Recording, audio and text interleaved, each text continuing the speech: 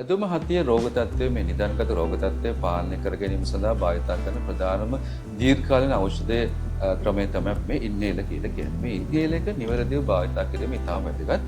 එය නිවැරදි ක්‍රමයට නිවැරදි ක්‍රමවේදය අනුගමනය කර නොකරොත් ඒ නිවැරදි පිළිවෙල ක්‍රියාපටිපාටි අනුගමනය නොකරොත් රෝගය උත්සන්න වීම වෙන්න පුළුවන්. මොකද ඒ ඖෂධය ශරීරයට පෙනහළු වලට නිවැරදිව ගබඩා වීම ළඟා වීම සිදු නොවෙන්න පුළුවන්. මේදී කුඩා දරුවන්ට අපි විශේෂයෙන් භාවිතා කරනවා. මෙන්න මේ වගේ අපි කියන සරලව පෆ් එක කියලා. මෙන්න මේ වගේ උපකරණ මේ ඇත්තටම ඖෂධයක යම්කිසි වායුවක් සමග කවලම් කරලා තියෙන්නේ. මේ වගේ ප්‍රෙස් කරාම ඉතා කුඩා අංශ ටිකක් තමයි තියෙන්නේ. මේක පෙනහළු ගත. මේ පෙනහළු වලට මේ ලබා දීමේදී විශේෂයෙන් අපි භාවිතා කරන දරුවන්ට මෙන්න මේ ප්ලාස්ටික් උපකරණයක් ස්පේසර් කියලා කියනවා. මේ ස්පේසර් හරහා තමයි භාවිතා කරන්න ඕන.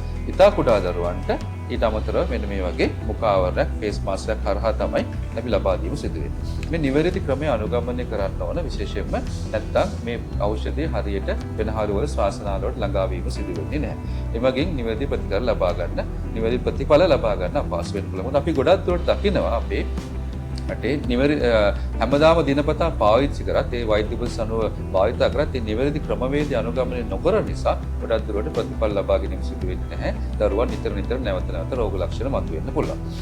ඉන්හේලර් භාවිතා කිරීමේදී විශේෂයෙන් මෙන්න මේ පෆ් එක කියන එක අපි සරලව භාවිතා කරන වචනේ මේ හොඳට සෙලවීම අවශ්‍යයි. මොකද මේ ඇතුලේ වායුවක් ගෑස් එකක් සමග තමයි මේ ඖෂධය කවලම් කරලා තියෙන්නේ. 80ට වඩා මෙන්න මේ ගෑස් එක තමයි තියෙන්නේ. අපි හොඳට මේ කවලම් නොකරොත් වෙන්නේ ඒ ගෑස් එක තමයි වැඩිපුර එන්නේ.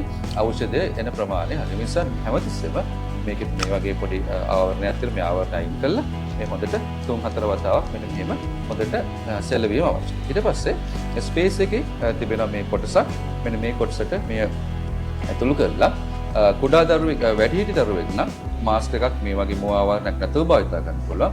කුඩා දරුවෙක් නම් මුව ආවරණය සහිතව භාවිතා කරන්න පුළුවන්. මේ සඳහා විවිධ වර්ගයේ මේ ස්පේස් තියෙනවා වෙළඳ පොලේ. හැම එකම ක්‍රියාකාරීත්වය ගොඩක් දුරට එකයි.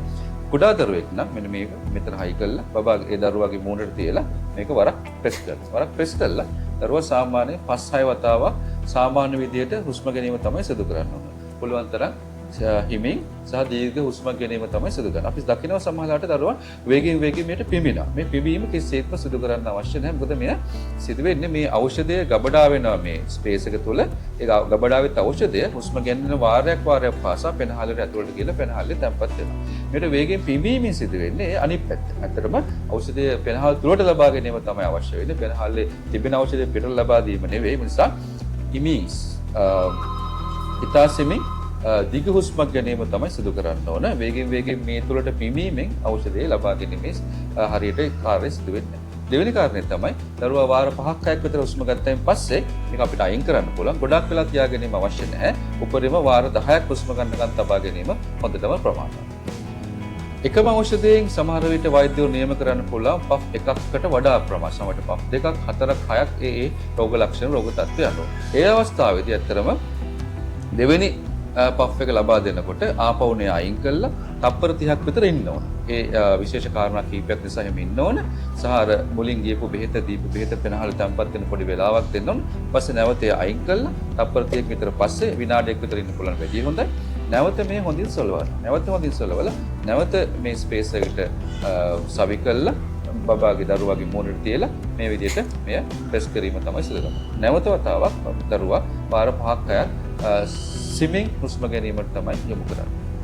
අනිත් කාරණේ තමයි කුඩා දරුවන් මේ විශේෂයෙන් මුතා කුඩා දරුවන් මේ අල්ලනකොට සමහරට අඬන්න පුළුවන්. දරුවා ඇඬුවොත් ඇත්තටම මේන් ප්‍රතිඵල ලබා ගන්න බැහැ. මොකද අපි අඬනවා කියලා කියන අපි කතා කරනකොට ප්‍රාශ්වාසය තමයි ප්‍රධාන වශයෙන්ම තියෙන්නේ. දරුවා අඬනකොට එන්නේ දීර්ඝ ප්‍රාශ්වාසයෙන් පස්සේ යා කෙටි හුස්මක් ගන්නවා. ඇත්තටම ඉන්හෙලර් අපි භාවිතා කිරීමේදී අවශ්‍යතාවයට සම්පූර්ණයෙන්ම අනිත් පැත්ත තමයි ඉතිරි. ඒ නිසා සමහරට අපි දකිනවා කුඩා දරුවන් වැඩිහිටියන් දෙතුන් දෙනෙක් මොකද තදින් අල්ලගෙන කොහොම හරි මේක මූලෙට තියලා අල්ලගන්න හදනවා. නමුත් ඒ සිදු නොකර යුතුයි. මොකද ඒ ප්‍රතිඵල ලැබෙන්නේ නැහැ. එහෙම අවස්ථාවකදී පුළුවන් තරම් සමහර දරුවා නිින්දෙදි අල්ලන්න පුළුවන්. එහෙම නැත්නම් ටික දරුවා මේට හුරු කරන්න. ඒට උඩ ක්‍රීඩා භාණ්ඩයක් සෙල්ලම් බඩක් වගේ පොඩක් එයාට ක්‍රීඩා කරන්න දීලා ඒට හුරු වෙලා ඒ විදිහට මේ සත්‍ය සිදු කරන්න ඕන. ඒ නිසා ඉන්හේලර් භාවිතා කිරීමේදී ඉන්හේලර් නිතිපතා දිනපතා ඒ වෛද්‍ය උපදෙස් අනුව ඒ මාත්‍රාව ලබා ගැනීම වැදගත්. සහ විශේෂයෙන්ම එය ලබා ගන්න ක්‍රමය නිවැරදි ක්‍රමවේදයට නිවැරදි ඒ පටිපාටියට ඒ නිවැරදි ක්‍රම අනුගමනය කිරීම සිදු කරන්න ඕනේ. එහෙම නැතුව අපිට කැමති විදිහට මේ ලබා දීම තුළින් සමහර විට ප්‍රතිඵල ලැබෙන්නේ නැති වෙන්න පුළුවන්. ඒ ඖෂධය අපත යන්න පුළුවන්. ඒ නිසා ප්‍රතිඵල ලබා ගැනීම අපහසු. අනිත් කාරණය තමයි විශේෂයෙන් කුඩා දරුවන්ට ඉන්හෙල් ලබා දීමේදී සමහරට වැඩිහිටියන් වගේ සමහර විට උන් අර ඍජුවම මෙන්න මේ මොහොත තුළ තියලා ප්‍රෙස් කිරීම සිදු කරනවා. ඒ කිසිසේත්ම සිදු නොකළ යුතුයි. එමගින් වෙන්නේ ඍජුවම මේ ඖෂධය උගුර ගිහිල්ලා වැදිලා ගිලෙනවා, බඩට තමයි යන්නේ, උදරයට තමයි යන්නේ, පෙනහලට යන්නේ නැහැ. එය කිසිසේත්ම සිදු නොකළ යුතු කාර්යයක්. මොකද එයින් ප්‍රතිඵල ලබා ගන්න බෑ. කුඩා දරුවන්ට මෙන්න මේ ඉන්හෙලර් සම ස්පේසර් කියන භාවිතා කරන්න ඕන. ඊටාම කුඩා දරුවන්ට අපිට මේ වගේ මොවා ආවරණයක් එක්ක භාවිතා කරන්න පුළුවන්. දරුවට මොවා නැතුව ඍජුවම ස්පේසර් මොව තුළ තියලා උස්ම ගැනීම සිදු කර ගන්න පුළුවන්. ඒ තමයි ඊටාම හොඳම ක්‍රමය.